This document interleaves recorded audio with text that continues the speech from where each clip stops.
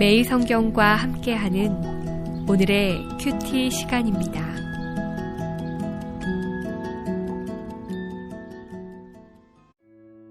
(2월 15일) 오늘의 말씀은 요한복음 11장 38절에서 46절입니다. 이에 예수께서 다시 속으로 비통히 여기시며 무덤에 가시니 무덤이 굴이라 돌로 막았거늘 예수께서 이르시되 돌을 옮겨 놓으라 하시니 그 죽은 자의 누이 마르다가 이르되 주여 죽은 지가 나흘이 되었음에 벌써 냄새가 나나이다. 예수께서 이르시되 내 말이 내가 믿으면 하나님의 영광을 보리라 하지 아니하였느냐 하시니 돌을 옮겨 놓으니 예수께서 눈을 들어 우러러 보시고 이르시되 아버지여 내 말을 들으신 것을 감사하나이다. 항상 내 말을 들으시는 줄을 내가 알았나이다.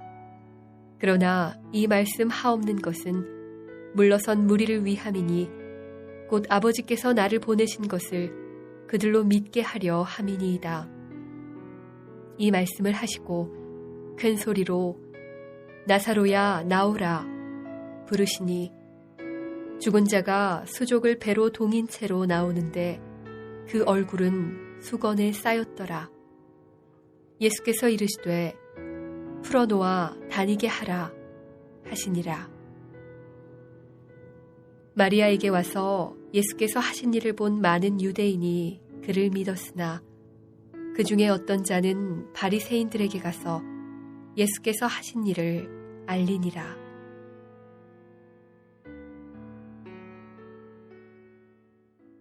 사랑하는 매일 성경 가족 여러분, 오늘 묵상할 본문은 요한복음 11장 38절부터 46절의 말씀입니다. 38절에서 다시 비통히 여기셨다라고 말합니다. 33절에서 마리아의 애곡과 많은 유대인들의 애곡 후 비통하셨던 예수님께서는 여기서도 비통하셨습니다. 강한 분노를 쏟아낸 것이죠. 죽음이 주는 슬픔, 인생의 삶과 생명의 의지를 완전히 꺾어버리는 죽음의 폭정에 대해 예수님은 심판의 마음으로 분노하셨던 것입니다. 39절에서 무덤을 막은 돌을 옮겨 놓으라는 예수님의 명령에 마르다는 죽은 지 4일이나 되어 부패하기 시작했으며 냄새가 난다라고 했습니다. 돌을 옮겨 놓기를 거부한 것입니다. 사실 그녀는 27절에서 주는 그리스도시요 세상에 오시는 하나님의 아들이신 줄을 내가 믿나이다 라고 고백했습니다. 하나님의 아들이라는 주제는 요한복음 20장 31절을 보면 요한복음을 쓴 핵심의 주제라고 말할 수 있습니다. 하지만 무덤 앞에서 그녀의 고백은 아무것도 아니었습니다. 무덤은 우리의 믿음도 우리의 고백도 주님을 향한 우리의 충성도 무너지게 만드는 곳입니다. 무덤 앞에서는 내가 지금까지 쌓아올린 모든 것이 무너지게 되어 있습니다. 우리가 무덤 앞에서 할 수 있는 일이라고는 마르다처럼 절망에 빠질 수밖에 없으며 좌절의 벽에 갇혀 무능을 한탄할 수밖에 없습니다. 나와 여러분에게 무덤은 무엇인가요? 4일이나 지났습니다. 때와 시기를 놓쳤습니다. 그래서 마르다처럼 절망의 늪에서 살아가고 있지는 않습니까? 그렇다면 오늘 본문을 묵상하면서 주님이 무엇이라고 말씀하시는지를 경청하시고 새로운 믿음을 갖기를 바랍니다. 40절에서 불신에 빠진 마르다를 예수님은 믿음을 가지라고 책망하십니다. 특별히 하나님의 영광을 본다는 말은 11장 4절에서 예수님께서 이미 하신 말씀입니다. 예수님은 마르다에게 내 말을 믿으면 죽은 오빠 혹은 남동생이 소생하여 다시 만날 수 있을 것이라는 것을 초점으로 말씀하신 것이 아닙니다.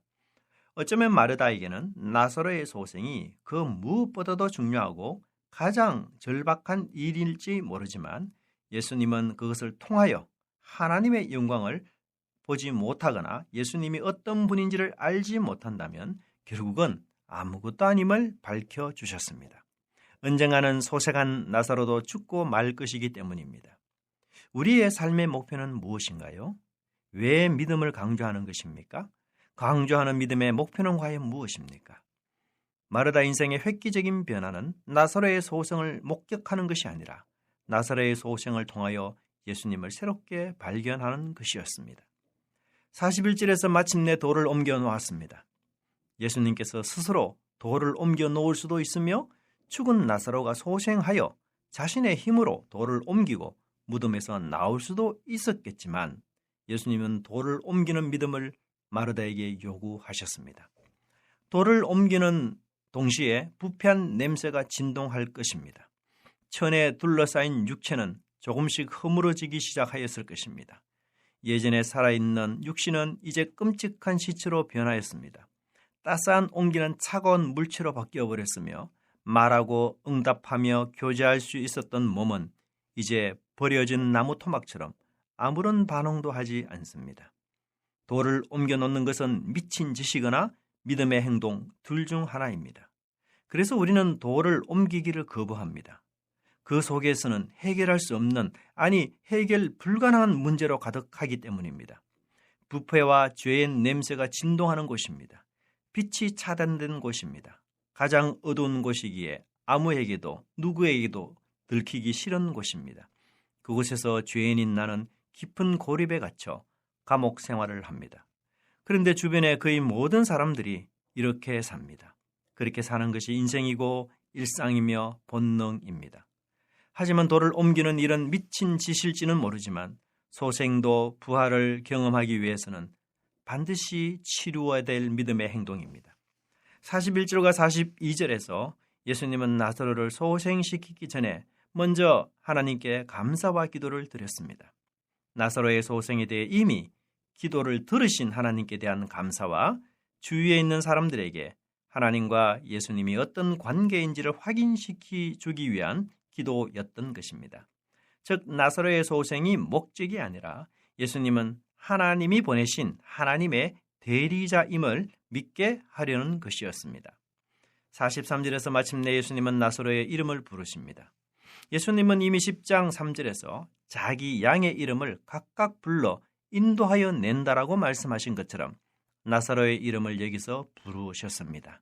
또한 큰 소리를 내셨는데 이 말은 고함을 치는 것을 의미하는 것입니다.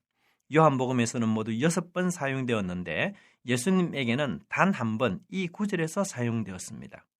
그런데 유대인들에 의해서 5번이나 사용된 이 단어는 놀랍게도 예수님을 십자가에 죽이라고 고함칠 때 사용되었습니다. 저자는 예수님의 고함치는 소리에 유대인들의 고함치는 소리를 오버랩시키고 있습니다. 한 사람의 고함 소리는 죽은 사람을 살리는 생명의 소리였지만 다른 이들의 고함 소리는 생명을 죽이는 죽음의 외침이었습니다. 즉 나사로의 소생은 예수님의 죽음을 담보로 한 것이었습니다. 44절에서 저자는 나사로의 얼굴이 수건에 쌓여져 있다는 특이한 정보를 제공해주고 있습니다. 이것은 요한복음 20장 7절을 보면 예수님이 부활하시면서 그의 머리에 섰던 수건을 말씀하고 있는데 이것과 연결이 되는 것입니다. 또한 다니게 하라라는 말은 18장 12절에서 제자들을 위해 하신 그들로 가게 하라라는 말씀과 연결이 됩니다. 이 모든 것은 나사로의 소생은 예수님의 죽음과 부활 그리고 제자들의 방면과 긴밀히 연결되어 있음을 밝히고 있습니다. 기도하겠습니다. 사랑의 주님, 죄와 죽음을 멸하고 생명을 주시기 위해 오신 주님을 진심으로 감사드립니다.